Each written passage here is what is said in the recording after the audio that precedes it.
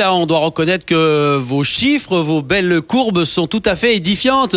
Vous savez que la Coupe d'Europe contre la Roma, c'est dans une dizaine de jours. Et bien, ce soir, il y avait un parfum de Coupe d'Europe. Énorme intensité 2 heures avant le match. Quelques images pour vous montrer avant 20h ce qui se passait. Gérard Houllier qui est venu sur la pelouse, qui la trouve bien humide, pas très bonne, un peu soucieux.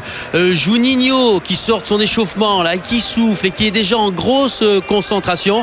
Et puis, le stade de Gerland avec un énorme tifo dans la tempête. Eh bien, les supporters lyonnais, comme en Coupe d'Europe, étaient très nombreux au stade Archicombe. Fabio Santos qui dit à Cassapa, je te souhaite un bon retour. Il n'a pas joué depuis le mois d'août. Et Cassapa qui dit à Fabio Santos, eh bien toi tu débutes, je te souhaite ce soir de très bons débuts donc sous ce maillot lyonnais. Vous l'avez dit, hein, les hommes de Gourcuff. Un mot des Lorientais avant les premières images de ce match qui sont allés gagner 3 fois dans les 3 dernières rencontres, qui sont allés gagner à Nantes, à Marseille, à Paris Saint-Germain. Regardez des Lorientais qui avaient promis de jouer sans complexe. Ils sont là dès la première minute avec un premier ballon très dangereux sur les buts de Grégory Coupet.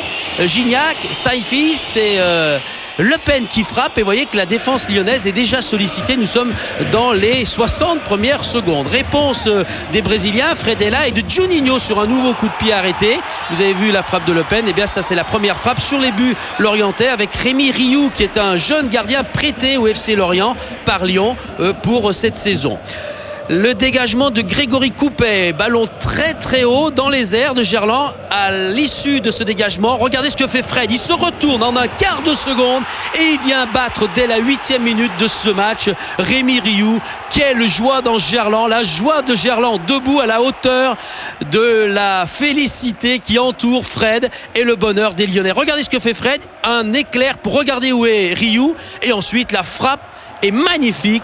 C'est vraiment l'un des plus beaux buts brésiliens du côté de Gerland. Et c'est une entame de match tout à fait réussie. On craignait bien évidemment ces Lorientais et Christian Gourcuff qui lui craignait d'encaisser très vite un but lyonnais. Et bien on y est. Mais attention, nous allons nous rapprocher du quart d'heure et regardez ce moment important. Monsieur Fautrel estime qu'il n'y a pas faute.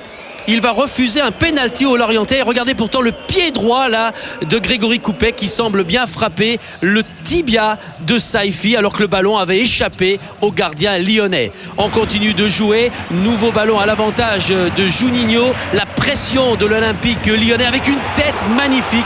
C'est Sébastien Schilacci qui est monté et Rioux souffle, vous le voyez, car il a eu très peur et il a raison. Regardez ce ballon qui redescend et qui vient effleurer la transversale du FC Lorient. Les Lorientais qui jouent avec sérénité, ils sont menés c'est vrai, mais Gignac met en difficulté et Coupet et dans un premier temps Cassapa. C'est vrai, les conditions sont très humides, ce soir il a beaucoup plu aujourd'hui sur le Lyon, pelouse glissante, mais à chaque fois on a vu des frappes magnifiques dans cette première période avec une nouvelle incursion des Lyonnais. Il est bloqué, monsieur Fautrel est bien placé, il dit à Juninho de se relever, il n'y a rien. Immédiatement la contre-attaque va être emmenée par les joueurs de Gourcuff. Vous allez voir que ce ballon, grâce notamment à Abriel, circule très très bien au milieu de terrain breton. Des Bretons toujours excellents et qui continuent d'attaquer avec un nouveau centre qui vient fort et le but de Saifi qui vient battre Grégory Coupet qui est battu, mais monsieur Fautrel lève la main avec son juge de touche.